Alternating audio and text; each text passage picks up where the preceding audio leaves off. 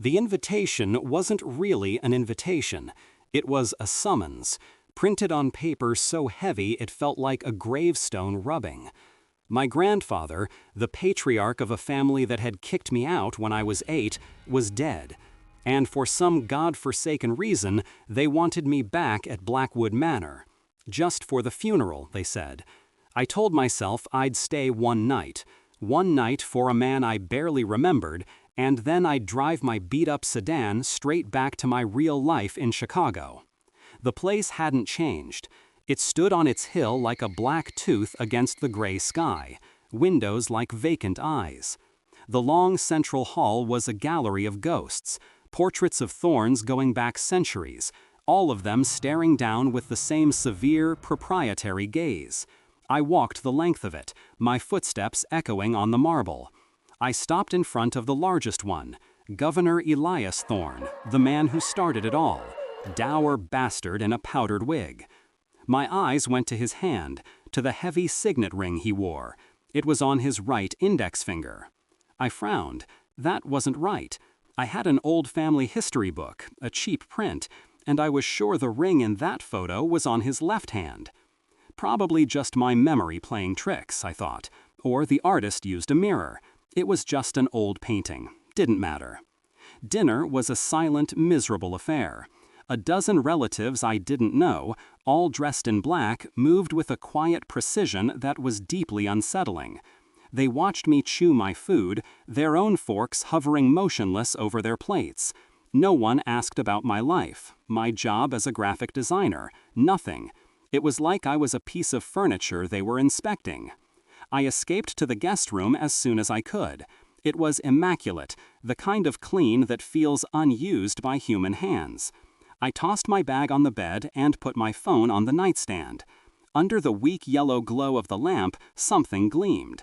A silver cufflink, engraved with the looping initials E.T. It looked identical to the ones in Elias Thorne's portrait. I froze. I was 100% certain that cufflink was not there when I first came in. I'd put my wallet right there. I would have seen it. Housekeeping must have left it. A weird coincidence, that's all. I picked it up. The metal wasn't just cool to the touch, it was cold. A deep, penetrating cold that seemed to suck the warmth right out of my fingertips. I held it in my palm, my fingers closing around it. Instantly, a spike of white-hot pain shot through my right index finger. It wasn't a cramp or a muscle twitch. It was sharp, specific, a feeling of bone grinding on bone, like a metal ring was being twisted, crushing the joint. It was so real, so intense, I gasped and my hand flew open. The cufflink clattered onto the hardwood floor. The second it left my skin, the pain vanished, completely. Not even a dull ache left behind. I grabbed my right hand, flexing the index finger. Nothing. No redness, no swelling. It was like it never happened. My breath came in ragged gasps. I stared at the silver disc on the floor. Okay, not my imagination. That pain wasn't random. It felt old. It felt like a memory of an injury. Someone else's pain from a long, long time ago. And touching their stuff had triggered it. A sick realization began to crawl up my spine.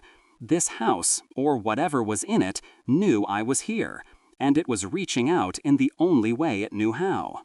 The door to my room opened without a sound. My uncle, Marcus, stood in the doorway.